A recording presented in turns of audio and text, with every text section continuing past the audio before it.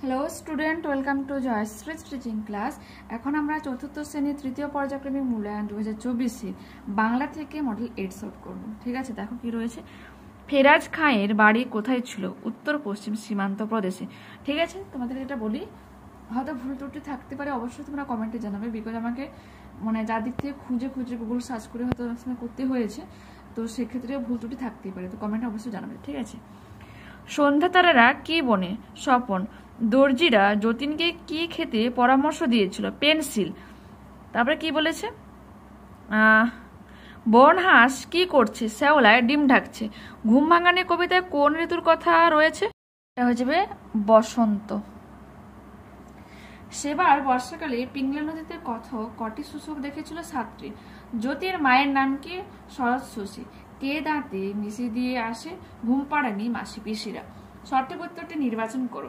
যতীনের চটি লাগে প্রতি মাসে 1 জোড়া। পিংলা নদী দিয়ে 1 ঘন্টা যাওয়ার পর আসতো মায়াদ্বীপ। প্র্যাকটিস শব্দটির অর্থ হয়ে যাবে অনুশীলন। যতীন্দ্রনাথ মুখোপাধ্যায় বাঘা যতীন নামে পরিচিত। নৌকোর হেডমাঝি ছিলেন নাদির আলী। শূন্যস্থান পূরণ করো। নাই কি শরীরে তব রক্ত মাংস প্রাণ? হাত পা রয়েছে যার, সে কি পড়ে রয়? কৃষকের শিশু কিংবা রাজার কুমার। ওই যে দিয়ে দাঁতে মিশে ঘুমিয়ে পড়ে খেলা ঘরের পুতুল যত। ঠিক আছে, নেক্সট পেজে দেখো কি রয়েছে। 4 কতে বলেছে যে নিচের বাক্যগুলি থেকে কর্তা কর্ম ক্রিয়া চিহ্নিত করো। দেখো কি হবে। আচ্ছা,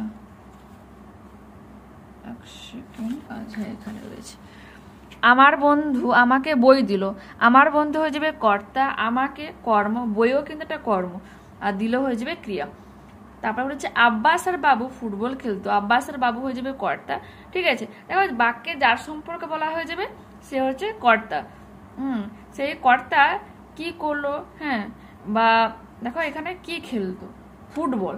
তো এখানে ফুটবলটা হয়ে যাবে কর্ম, আর খেলাটা কি হয়ে যাবে? খেলতো কি হয়ে যাবে? এটা ক্রিয়া। পরের পেজে দেখো, পরের প্রশ্ন দেখো কি রয়েছে। নিচের বাক্যগুলির উদ্দেশ্য ও বিধেয় ভাগ করো। আমার বন্ধু রিনা খুব ভালো গান গায়। দেখো বাক্যে যার সম্পর্কে বলা হবে সেটা হবে উদ্দেশ্য, তার সম্পর্কে যা বলা হবে সেটা হবে বিধেয়। আমার বন্ধু রিনা হয়ে যাবে উদ্দেশ্য, খুব ভালো গান গায় হয়ে যাবে বিধেয়। তিনি বাংলাদেশের বিখ্যাত কবি, তিনি হয়ে যাবে উদ্দেশ্য, বাংলাদেশের বিখ্যাত কবি হয়ে যাবে বিধেয়। ঠিক আছে, ওকে। এলোমেলো বর্ণগুলোকে সাজিয়ে লেখো। প্রথমে দেখো, প্রথমটা হয়ে যাবে প্রতিযোগিতা, তারপরে হয়ে যাবে অনেকদিন, তারপরটা হয়ে যাবে কি ভেবাচেকা। ঠিক আছে, এরপরে বলেছে অর্থ লেখো। প্যাঁচ, কৌশল, দামাল হয়ে যাবে দুষ্টু, নয়ন হয়ে যাবে চোখ, চক্ষু, এগুলো লিখতে পারো। বাক্য রচনা। প্রতিবেশী। কানাইবাবু হলেন আমার প্রতিবেশী, উদার, দরিদ্রের প্রতি উদার হও। এরপরে প্রশ্ন কি রয়েছে দেখো। 9 ক, নাদের আলী ওই দ্বীপটির নাম কি? উদ্ধৃতি কোন রচনার অংশ? মায়াদ্বীপ। ঠিক আছে, তো এটাকে আমরা ডবল ইনভার্টেড কমার মধ্যে কিন্তু রাখবো। লেখকের নাম কি? সুনীল গঙ্গোপাধ্যায়। নাদের দাদার চেহারার বর্ণনা দাও। দেখো মায়াদ্বীপ গল্পে নৌকার প্রধান মাঝি নাদের আলীর চেহারার বিবরণ হিসাবে লেখক জানিয়েছেন মাথায় কি ঝাঁকড়া চুল, গালে কাঁচা পাকা দাড়ি এবং সর্বদা হাসি হাসি মুখ। ঠিক আছে, দ্বীপটির নাম কি? মায়াদ্বীপ। ক্ষয় বলেছে কথায় না বড় হয়ে কাজে বড় হবে। কোন কবিতার অংশ? আদর্শ ছেলে, ডবল ইনভার্টেড কমার মধ্যে আমরা রাখবো। কবিকে কুসুম কুমারী দাস। কবি দেশের ছেলেদের কিসে বড় হতে বলেননি, কথায় বড় হতে বলেননি। দেশের ছেলেকে কিসে বড় হতে বলেছে? কাজে বড় হতে বলেছে। উপরের লাইনটির আগের লাইন কি হয়ে যাবে?